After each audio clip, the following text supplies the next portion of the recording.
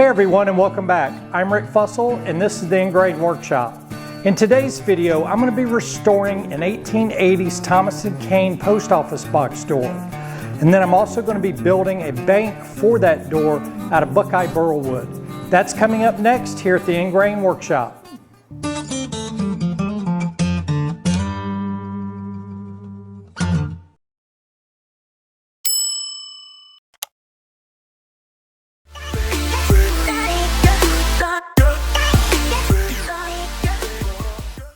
So this is the 1880s Thomas & Kane post office box door that I'm going to be restoring today. This is a #1 size, which is the small. It's manufactured by the Victor Safe and Lock Company. It's made out of cast bronze, and the size of the door is 3 3/16 by 5 3/16. So before we start the restoring process, I will note that there's no paint at all on this door. It's all just cast bronze. So we'll be able to submerge the entire door in our cleaning solution without having to remove any items that may have been painted, like dials or anything like that. So that makes it very convenient for us. The only thing we're going to have to do to prep this door for cleaning is just to remove these two straight slot screws that hold the window brackets in place, and then we can remove the glass window. Once we remove the glass window, then we can submerge the entire door in our cleaning solution for approximately 24 hours and let the cleaning solution do its work. So in order to make our bank and get the correct size for our bank so our door will fit inside our bank, we'll need to take some dimensions of the door prior to restoring it. So the overall height of the door, we're going to have the measurement from the outside of the top frame to the outside of the bottom frame. And I like to use a steel ruler for this. You'll just get a more precise measurement. And the exact height of the door is 5 3/16 inches. Now, as far as making the width of the door, we want the door to be able to slide inside the bank opening. So we're going to flip it over, and we're going to take this measurement from the inside of the frame. That way the outside of the frame will cover up our wood opening, or in the door, or in the bank, I'm sorry. So the width of our door opening in the bank needs to be exactly 3 inches. So the opening for the door inside the bank needs to be 5 3/16 inches high by 3 inches wide, even though the actual door is 3 3/16 inches wide. This will slide and stop inside the door opening of the bank, and I'll show you that later once we start the construction of the bank. So the next thing I'm going to do is remove the two straight slot screws that hold the window brackets in place. Since you can see here on the window bracket, it has a slot for the screw. I'm just going to take the window bracket out and then put the screw back in the screw hole. And then on the left side, I'm just going to loosen the screw. And you have to be very careful because these are brass screws and they'll strip very easily. Now I'm going to just remove the window, and now I'm going to put the window brackets back in. That way they'll get cleaned and restored as part of the door restoration. Okay, so now with the glass out, and we've taken our measurements that we're going to need to build the bank from the actual dimensions from the door, we can go ahead now and put our door in our cleaning solution. So to clean the door, I've just taken a metal baking pan, roughly 9 by 13, and then I'm going to take and then put the cleaning solution inside the metal baking pan, and then just submerge the door inside the solution, let it sit for 24 hours, and then we'll take it out and we'll clean it up on the wire wheel. The cleaning solution that I like to use, and that's the most effective as far as restoring these old post office box doors, is ammonia, and then the secret ingredient, Coca-Cola. So it's a 50-50 solution, so it's 50% 1 part ammonia, 1 part Coca-Cola. And once you get it in there, mix it up real good, and then just sit the post office box door inside the solution, and it'll do its work. So now with the door fully submersed in our cleaning solution, we're just going to sit this to the side and let it do its work, and it's going to take about 24 hours, and then we'll come back and clean it up. The next thing we're going to do is focus our attention on the actual bank itself. I've went ahead and taken some 3/4 inch Buckeye burl and just rough cut them into roughly 4 3/4 by 6 3/4 inch wide blanks. And from the 5 blanks that I've cut out, I went through and analyzed every blank to see which would make the best component for the bank. And I chose this to be the top of the bank. It has nice burl, and then it also has a nice knot here in the center. I'm going to take and fill in all the voids with just some clear epoxy, and that'll give it a real nice top to the bank. And then I'm going to make this the bottom of the bank. The bottom of the bank is not as important because you're really going to only see the 3/4 inch perimeter of the bottom. So you're really not going to see the inside of the bottom because that's going to be inside the bank itself. And then I picked out 2 sides and then the back of the bank. And again, the sides and the back probably aren't as important, but the top piece is probably the most single important piece that you need to pick out, because that's going to be the focal point of the bank, because that's going to be very visible compared to the other components of the bank. So the next thing we need to do is take the back piece of the bank and cut it down to size. Now, as I mentioned earlier, we took the measurements. We know that the height is going to be 5 3/16, and then our width is going to be 3 inches. So we need to cut down the back of our bank to those dimensions. That way the door will fit inside the bank perfectly. So here at the table saw, I have my crosscut sled in place. I've got my stop set at 3 inches. So now I can rip the back piece down to 3 inches. I do have a little imperfection, a little knot here on the corner. So I'm just going to orientate the piece. That way that knot gets cut out and I don't have to deal with it. So I'm going to just go ahead now and rip the back at 3 inches, and then we'll take and cut the height of the back down to 5 3/16 of an inch. So here I'm going to cut the back piece to a width of 3 inches. Once I do that, I'm going to cut maybe a 1/16 of an inch off the back and the 2 sides, and this is strictly just to straighten and square up the edge. And then I'm going to cut all 3 pieces down to 5 3/16 of an inch. That way all the pieces will be at the exact same height, and then when I put them together, they'll all be at the same height. So now I have the back cut down to the final length and width. The width is 3 inches, and then the length or height is 5 3/16 of an inch. At the same time, to keep all my cuts perfect, I went ahead and cut the height of the sides. So they're 5 3/16 of an inch, just like the back. That way they'll line up perfectly. Now we need to cut the widths of the 2 sides, and we're going to cut those down to 4 inches.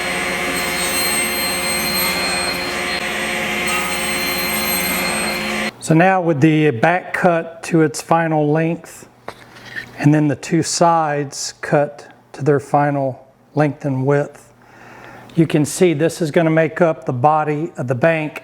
And then our measurement on the front is the previous measurement that we took from the door before we put it in the cleaning solution. And I should have clearance here of 3 inches and then a height of 5 3/16 of an inch. That way the door will fit directly into this opening, and then we can just screw the door frame to the inside of our bank. So the next thing we're going to do is work on the epoxy top and bottoms. So I have the top here, and before we can start the epoxy process, I need to get in here and dig out all the loose bark and really clean this up before we start our epoxy pour. Full disclaimer, this is going to be my first time ever working with epoxy, so we're going to figure it out together. But again, this isn't a real thick pour. Like I said, our pieces are only 3/4 of an inch thick. And I don't even believe this is probably going to go all the way through, although we will build a form to keep our epoxy inside the form. I'm more concerned about the bottom piece. As you can see here, the bottom piece does go all the way through. So this whole piece, or majority of it, might have to come out and will be poured solid with epoxy. So we'll see how that works. So I've just got a pick here, and I'm going to go through here and just pick out all the loose bark material. I didn't want to bore everyone with all the picking of the bark, but that's what it should look like for the finished product. So now that we have our back and then our two sides cut to its finished lengths and widths, it's now time to glue up the bank body. And what we're going to do is we're going to take the back and then we're going to glue up the two sides to the back, clamp them up, and then just let them set overnight for about 24 hours.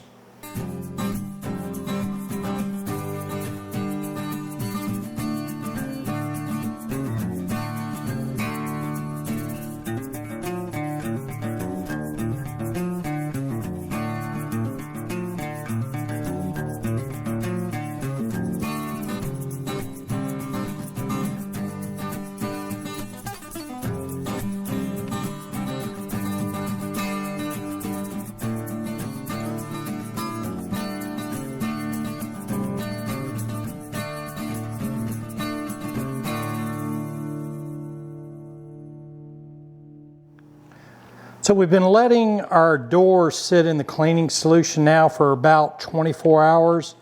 It's time to take it out, and what we're going to do is we're going to remove it, and you can see how much cleaner it is just from the solution itself. Now I haven't done anything to the door other than leave it in the cleaning solution for 24 hours. I'm now just going to dry it off, and then we're going to take it over to the wire wheel and we'll really clean it up. So there's the back of the door and then the front of the door.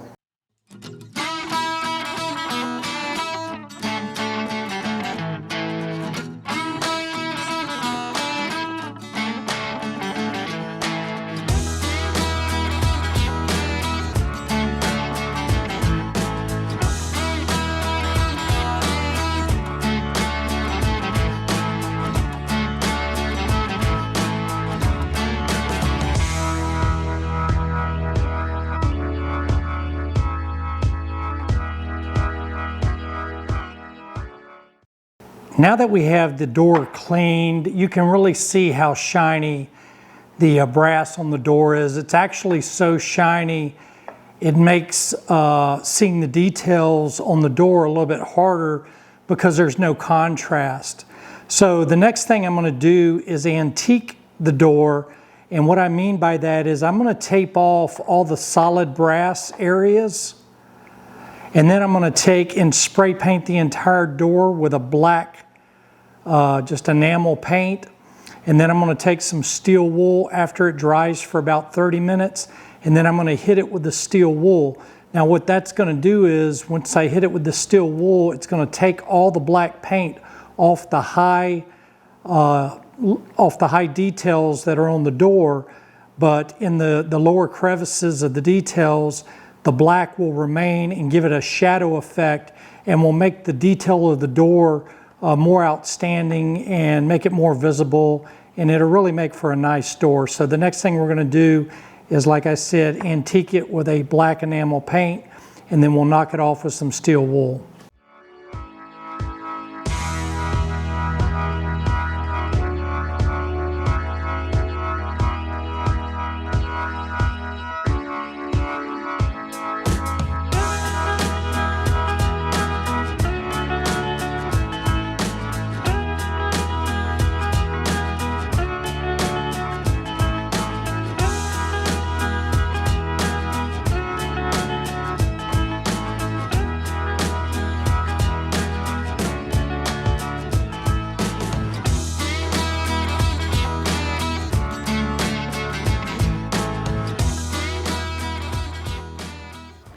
With the tops and the bottom of the bank, now all the knot material has been removed. I went ahead and made some forms the exact size of the tops and bottoms, and I just made them out of 3/4 inch MDF, and then I used some Tyvek tape to line the bottom and the sides of the form. That way our epoxy resin will not stick to the form itself. I went ahead and glued and just nailed all 3 sides. On the 4th side, I didn't use any glue and I used screws. This way I can take this side off once the pour is done and then get the top and bottom out of the form. Again, this is my first time, so we'll see how that works. And then as you can see, the bottom piece just fits snug inside the form, and then we can take and pour our epoxy accordingly, and then we'll let it set up and dry. So the next thing we're going to do is go ahead and mix our hardener and our resin and go ahead and do our epoxy pour.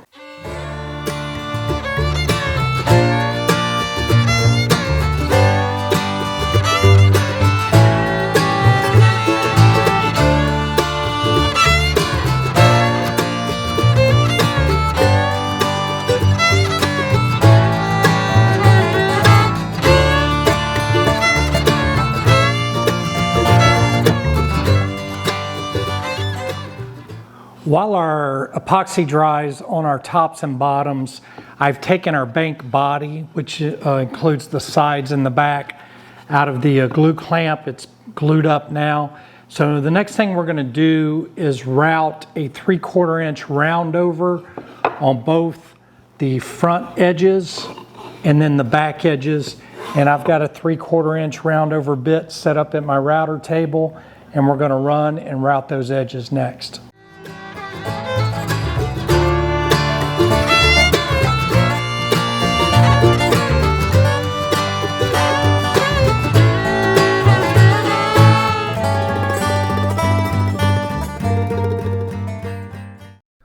I'm not going to bore you with too much sanding, but I am going to sand with the random orbital sander starting at about 120 and work my way up to about 400 grit. So I sanded the bank body down to 400 grit with the random orbital sander. That's about as far as I'm going to go with the bank body. And then I'll do the same with the tops and bottoms as soon as the epoxy has cured. I do want to kind of dry fit the door in the bank body just to make sure it's going to fit, which it does. And then the top and bottom of the door should sit flush with the top and bottoms of the bank. So right now, I think I'm going to take and just mark the hole locations in the frames. I have 2 holes on each side of the frame, which is what I'll use to fasten the door to the actual bank body. So now I'm going to take and then just open the door and mark the location of those holes so I can pre-drill them. So now with the hole locations marked on the bank body, I'm going to take just a very small drill bit and pre-drill the 4 holes. I'm going to have to come in at an angle because the drill is not going to fit in this opening, which should be fine.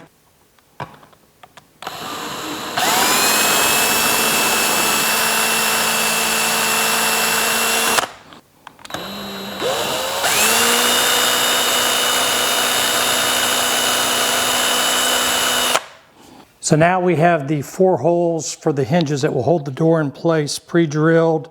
And then when we do get ready to set the door in place, we'll just use 4 small screws to mount the door to the actual body. But we're going to wait. That's going to be one of the last steps that we do once we get the top and bottom on and get everything finished.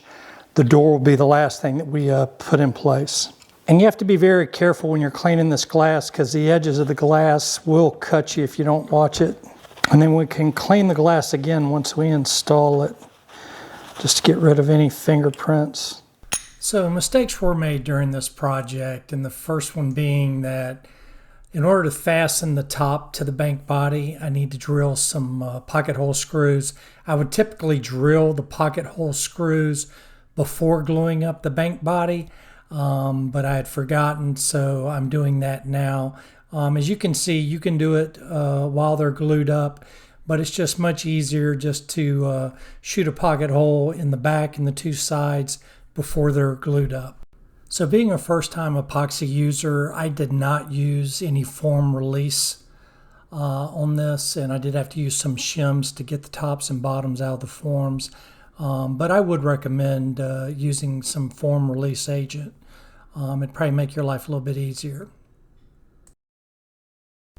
So I did pour the epoxy a little thick. I wanted to maybe have a 1/16 to 1/8 of an inch on the face of the tops and bottoms in case I had any leakage or anything like that. So now here at the horizontal belt sander with, I believe it was 80 grit, I'm just going through here and sanding off all the excess epoxy and getting back down to the bare wood. Now I'm back here at the router table, and the next thing that I'm going to do is route a 3/4 inch round over on 3 edges, the front and the 2 sides. I'm going to leave the back at a 90-degree angle, and I'm going to do the same thing for both the tops and the bottoms.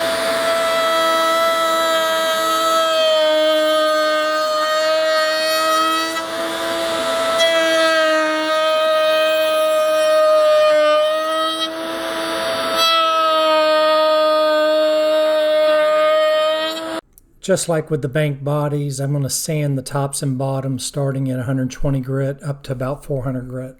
The next thing I'm going to do is fasten the bank bottom to the body of the bank. Now, because I do this so many times, I've made myself a template out of 1/4 inch or 1/8 inch plywood. It has a slot in the center, which is the coin slot, which goes on the top of the bank. And then it has 4 holes, which are the holes for the 4 drywall screws that are going to hold the bottom to the bank body. So the template is the exact same size as the tops and bottoms. So all you have to do is lay this over your bottom and mark your 4 locations, which I've done, and then center the bottom on the bank body, and then you're ready to drill your holes. So what I've done is I've already marked my holes. I've already clamped the bottom to the bank body. The next thing we're going to do is I'm going to drill and countersink the 4 holes that are going to hold the bottom of the bank to the bank body.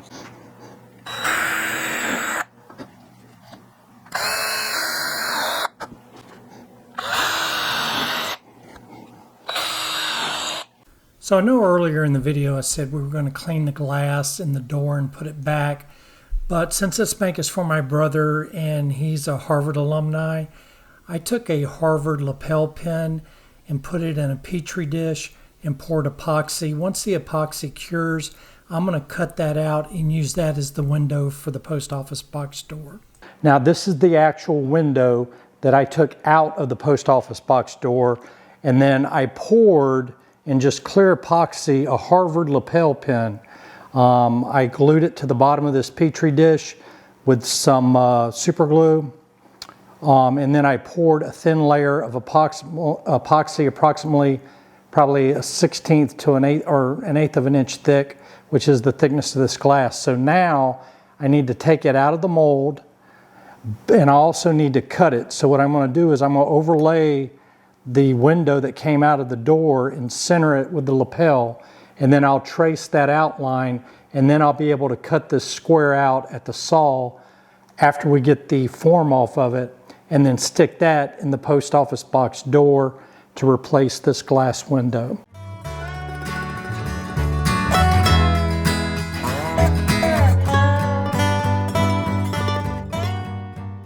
Now that I have the top, the bottom, and then the bank body itself all sanded down to the final finish or the final grit, it's time to now go ahead and reassemble the bank. I'm going to start with the top. I'm going to place the top on it with the 3 pocket hole screws on the inside of the bank body. And then I've got 4 wood screws that I'm going to use to fasten the bottom to the bank body. And then once I get it reassembled, then we'll take and air it off, use a tack cloth, tack it down, and then we'll apply our final lacquer finish.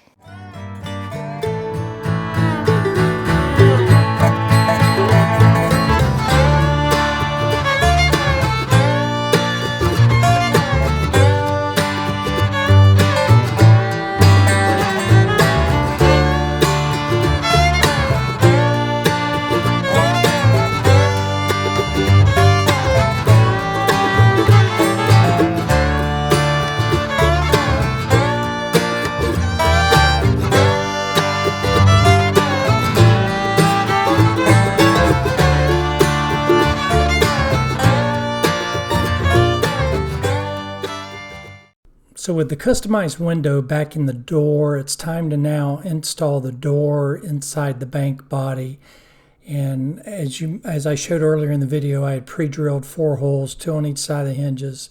And we're just going to take some small Phillips head wood screws and screw the door to the actual bank body. So not bad for my first epoxy project. I will note though, you do have to have a lot of patience when you're working with epoxy. If you're used to working with wood, it's a very fast pace, and with epoxy you have to let it cure for 24 to 48 hours. So be prepared to be patient when using epoxy. Well, that's going to wrap up this video. I hope this video was helpful, and if it was, then please leave it a like or a thumbs up. If you're new to the channel and you like DIY and woodworking projects, then I highly recommend that you hit that subscribe button. It's free and painless, and I'd also ask that you click on that bell icon. That way you'll be notified of all our upcoming videos. To all our existing subscribers, I really appreciate all the support that you've given this channel.